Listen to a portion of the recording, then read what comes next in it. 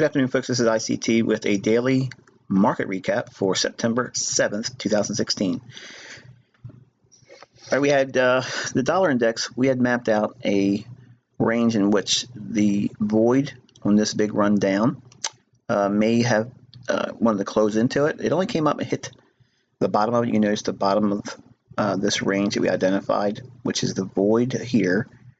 But this little piece of candle wick, this section's already been traded to twice. So we're defining the void or unfilled range by the top of that candle, and we're just extending that out in time. The buys are respecting that as well. Dollar's been in consolidation all day today. Basically, it hasn't really moved much. So that's been a curse and a blessing for some pairs, depending upon how you look at it. The highlight is the US CAD today, but we're going to go quickly over to the euro dollar. Euro dollar is stuck in a range as well, which means that it's probably being held in place for euro pound trade. And we'll quickly jump over here and take a look at that. We've identified this intraday during the sessions that we have a liquidity pool right above here, aiming probably for 84.50. That's most likely what we're probably going to see range expansion to the upside to run into.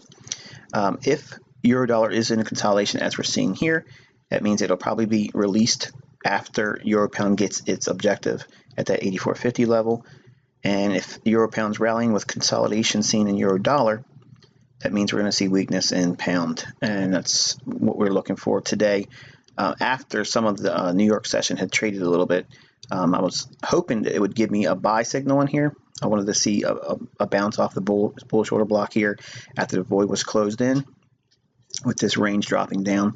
It didn't do that. It went choppy, and I asked, well, I didn't ask, but I stated that I would like to see this formation stay intact, and that way it would set up a nice buy signal for tomorrow's London session or potentially in tomorrow's New York session.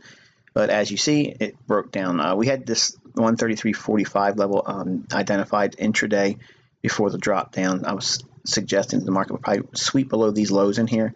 It did that and ultimately went down below this swing low as well.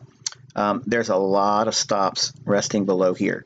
So given what we've seen thus far for pound, as much as I don't want to be a short seller, and I said this today, I don't want to be a seller of pound today, but I'm probably going to have to switch gears and be willing to do that if I'm going to be trying to capture anything below these lows, because there's a big, huge liquidity pool of stops resting below there. Okay, it's just way too clean.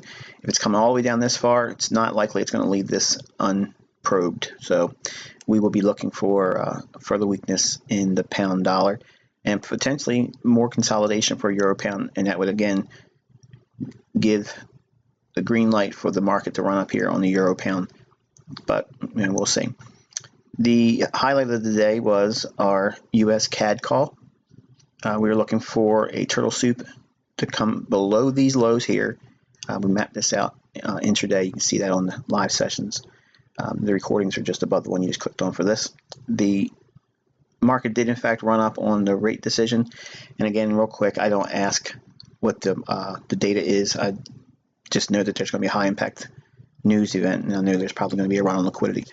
We talked about the range in here, this void being closed in and potentially trading up to 129.14 was the level, but I called 129.15 as the objective, and today's high come in at 129.18, so I'm a little off by 3 pips, so it's not too bad, but nonetheless it did behave as we were expecting.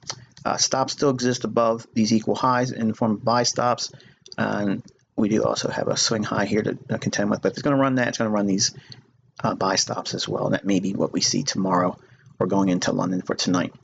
That's it for today. Hope you enjoyed the live session, and if you weren't there, hope you enjoyed the recorded sessions. We'll be back at it again. Given market conditions, we'll check one more time tonight in my local time at 1 a.m. in New York time to see if there's anything setting up for London. If it's not, I'll let you know, and we'll be back at it again in New York session. Until then, good luck and good trading.